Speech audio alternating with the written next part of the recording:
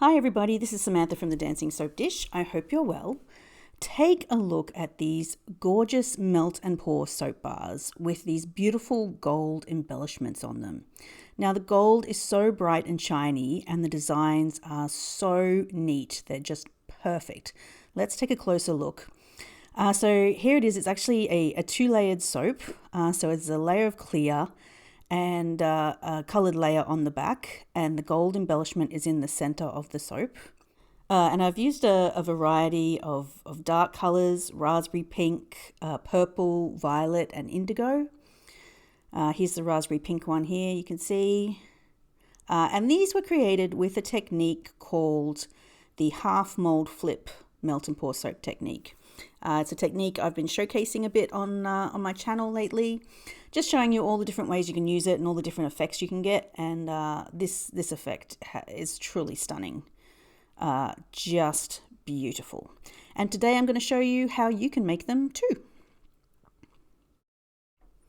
So this tutorial is part of my special series on the half mold flip melt and pour soap technique. You can find all the tutorials I've done using this technique in a special playlist on this channel. So here is the soap mold that I'm going to be using today. It's a beautifully detailed mold, sort of 4 different Moroccan tile designs. The designs sit proud inside the cavity of the mold, which means it's going to emboss the soap, which makes this mold a perfect candidate for the half mold flip technique. So the first thing I'm going to do is I'm going to fill each cavity halfway. So I want to make 100-gram soap bars, which is about 3.5 ounces.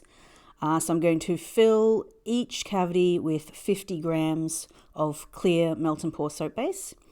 So I'm just weighing out 200 grams all up, plus a little bit extra for wastage. I've melted it down in the microwave. I'm not going to scent the soap at this stage because I want to maintain the clarity, and sometimes scenting it can cause a little bit of cloudiness. And what I'm going to do is I'm just going to use a second little vessel here just to weigh out my 50 grams into. That's a little bit too much. This is why I like to use another vessel, because I don't always get it right, and this way I can make sure I've got exactly the right amount. Okay, so that's 52 grams, which is again a little bit extra for wastage, so I like that. Sprayed down the mold cavity with some isopropyl alcohol before I pour my clear soap in. That just helps make sure that there's no bubbles trapped. Sometimes when you have an intricate design such as this, it's easy for bubbles to get trapped to the surface of the design. So I've filled up those 4 cavities halfway, and I've sprayed them with some isopropyl alcohol to get rid of any surface bubbles. Now I actually left these overnight to set because I wanted to make sure that the soap was well and truly hard. As you can see here, when I unmold them, because of the details on the surface, the silicone does sort of stick to the soap, and I do have to press my thumbs quite firmly into the back of the soap to get them out. And if the soap was a little bit soft, I'd probably be bending it. So just make sure that your soap is nice and firm before you unmold. So let's take a look. So we have a half-sized clear bar of soap here. I don't see any bubbles. Each bar has a border around the edge, which I think's just a really nice detail. Yeah, these are looking pretty clear, and the details are nice and sharp, which is going to be perfect.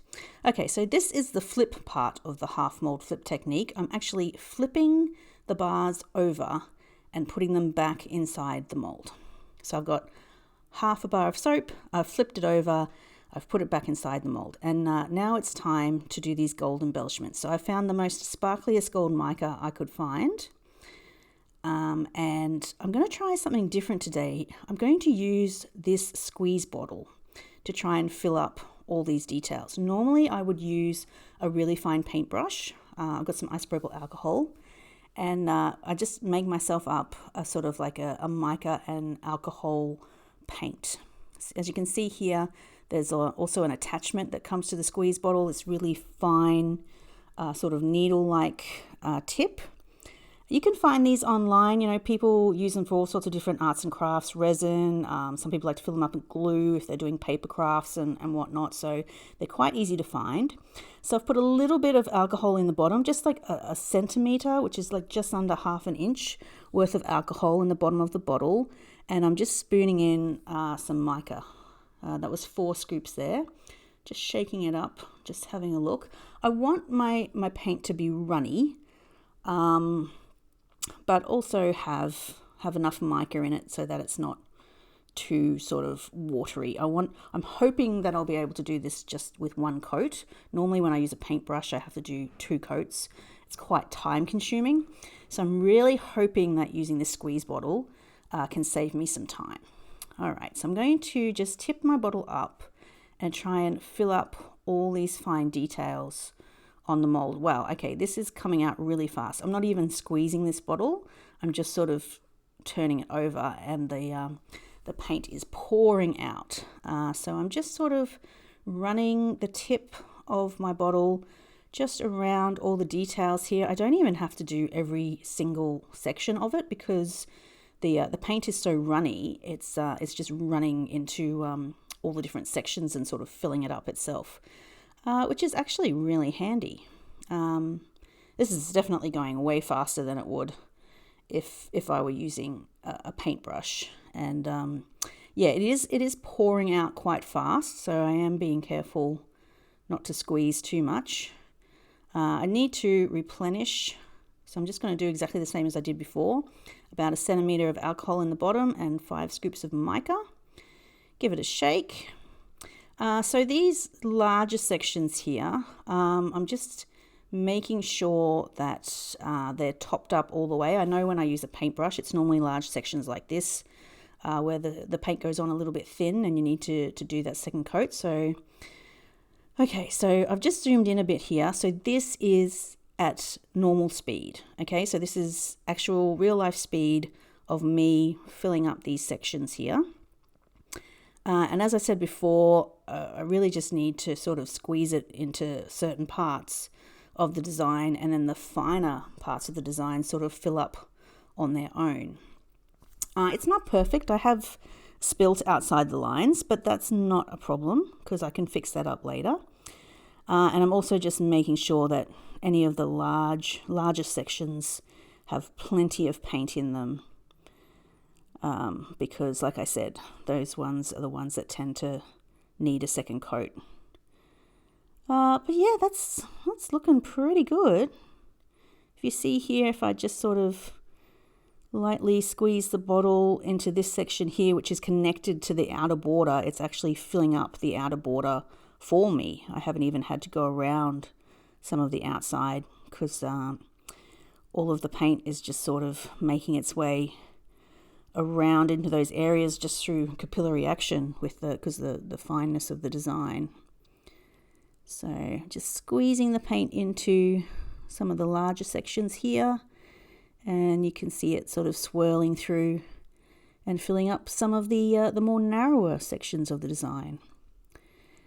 And I say all in all that took me less than 15 minutes, even with mixing up the paint. It took me less than 15 minutes, and it normally takes me way longer than that if I have to use a paintbrush. So yeah, that was a real time saver. I'm definitely going to do that again. I have a little bit of paint left. I'm just going to keep that. I really don't think I need to squeeze that in anywhere else. Oh, I'm just topping a bit up here.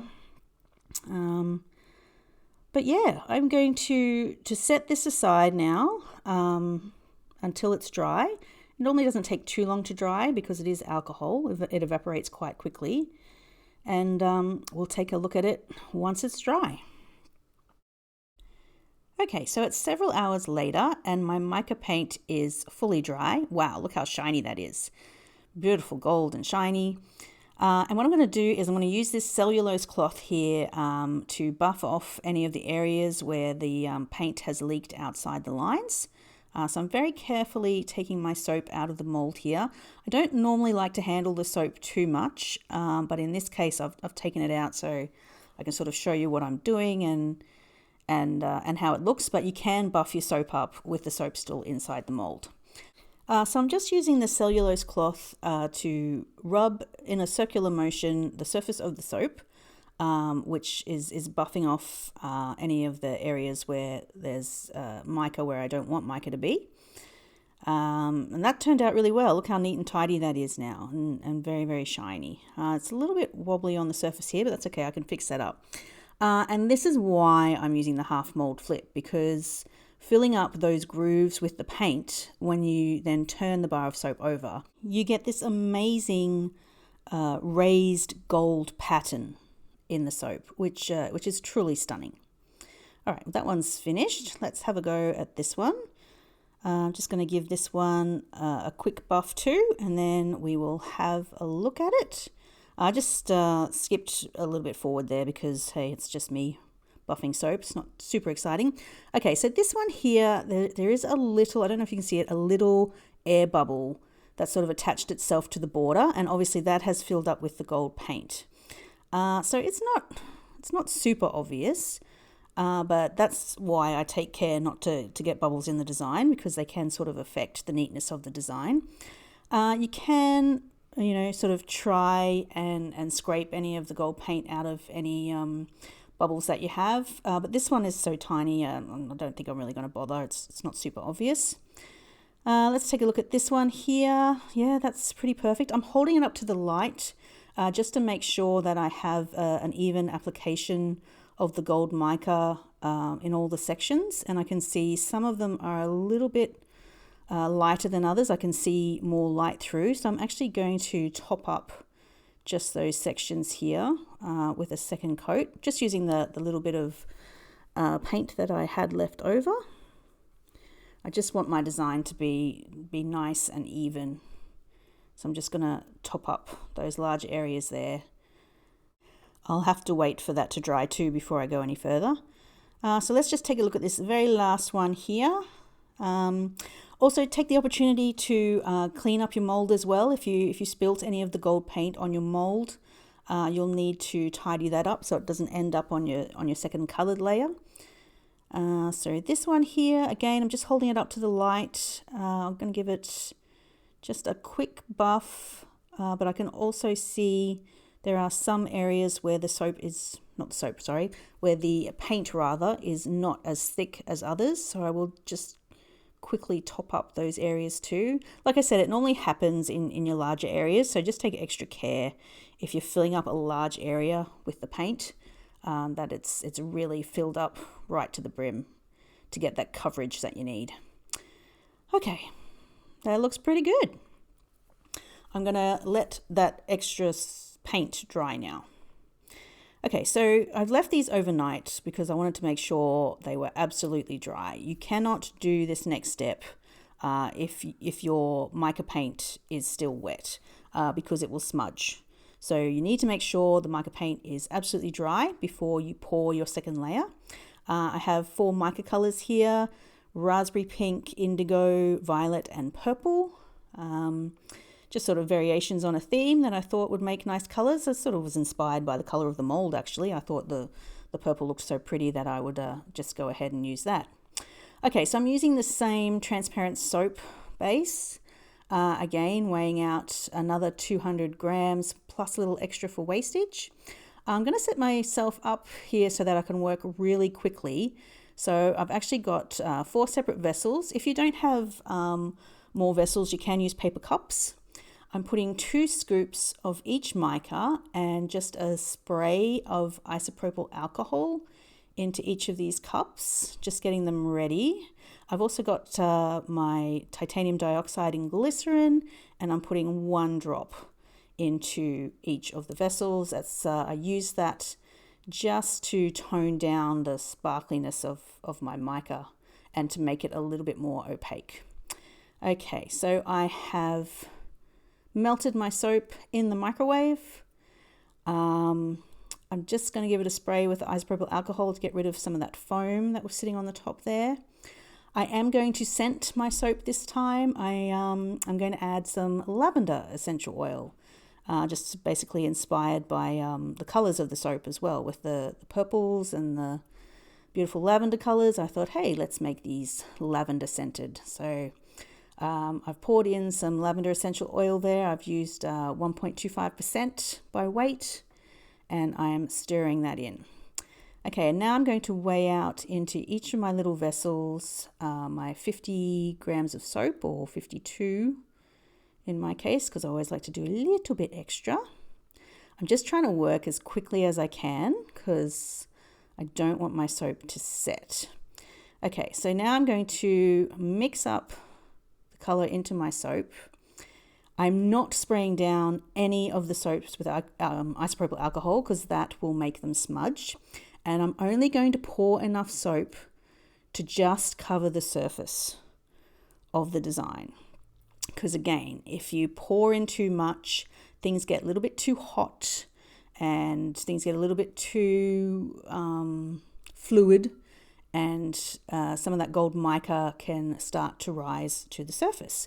But if you just put enough in to begin with, just to cover the surface of the design, and you let that thin layer sort of set up a bit, just while you're working on the other colors, that enables it just sort of to create a little bit of a barrier so that you don't have trouble with your mica smudging. So that's exactly what I'm doing here.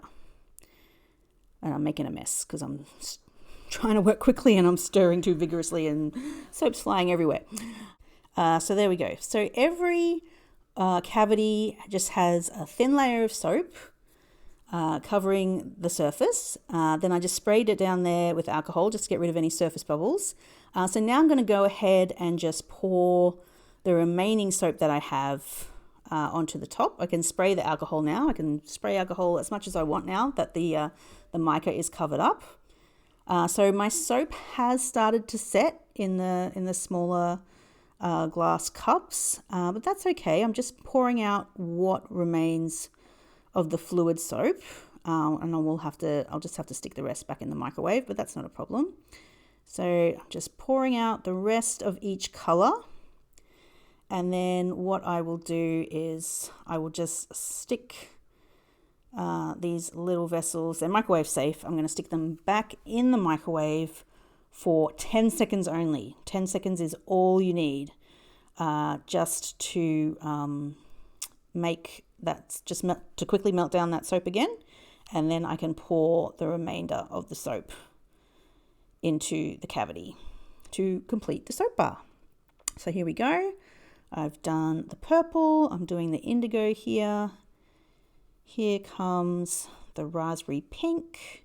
Just spraying with alcohol as I go. It just helps everything just sort of stay a bit more fluid, which is what I want. And yeah, make sure that it's even. And then lastly, the violet. Just spraying that down there. And that completes all 4 of the bars. And one final spray with the alcohol just to get rid of those surface bubbles. And I'm going to let those set. Okay, so it's the next day. I was unmolding my soaps. I thought I was recording, but it turns out I wasn't. So lucky I realized before I got too far. So here they are. We have the violet and the purple one here. Here is the indigo. They're looking a little bit rough. They need some neatening up. This one I've already neatened up. So that one's looking a lot neater. That is what all the soaps are going to look like after they're buffed. So that's what I'm doing now. So as you can see, all the edges sort of have this sort of upturned side where the soap meets the edge of the mold. So you can, you can use a bevel and bevel those off, but I just like to bevel them with the cellulose cloth because it has a texture to it and it sort of works like sandpaper. You just sort of sand the soap or buff the soap and it gives it this beautiful smooth finish. So that's what I'm doing here. I'm buffing the surface of the clear as well because as you could see the surface was a little bit uneven. So buffing it will just sort of smooth out the surface. And then, also softening the edges and softening the back as well. Let's have a look at this. I like to also buff in a circular motion because I find then you don't get the streaks that pick up the light. Okay, so on the side here, some of the coloured soap has sort of seeped down the edge to cover the clear. And again, you can just sand that off, for lack of a better word, using the cloth. Just use it just to give it a really good buff, and then you can get an edge where you don't have that blue sort of seeping down across the clear. So you basically just work your way around the soap bar, buffing the edges, buffing the front. I can buff the back as well. There's a little bit of a smudge here that I'll just buff straight off. And it just neatens up your entire bar.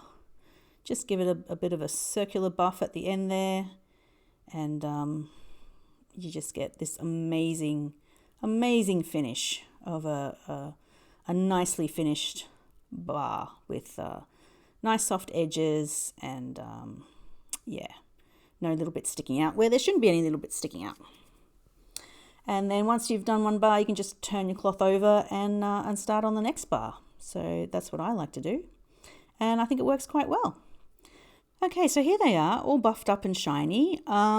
These truly are impressive looking bars of soap. The layer of clear and the gold embellishments, just really, really beautiful. I love them. If you love them too, then give them a try yourself. And please don't forget to like and subscribe if you like what I do here at the Dancing Soap Dish. And until next time, guys, enjoy.